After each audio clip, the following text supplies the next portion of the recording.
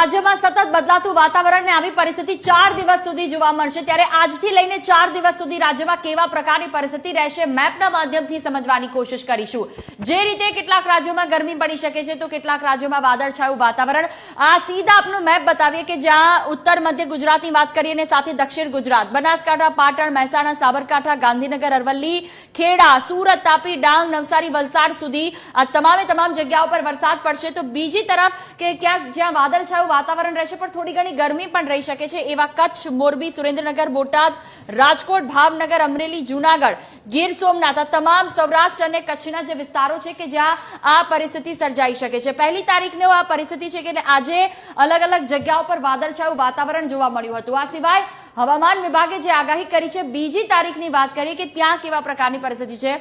બીજી તારીખમાં પણ આપણે જોઈએ ઉત્તર મધ્ય ગુજરાત અને દક્ષિણ ગુજરાત કે જ્યાં આ જ પ્રકારની પરિસ્થિતિ જોવા મળી રહી છે। સતત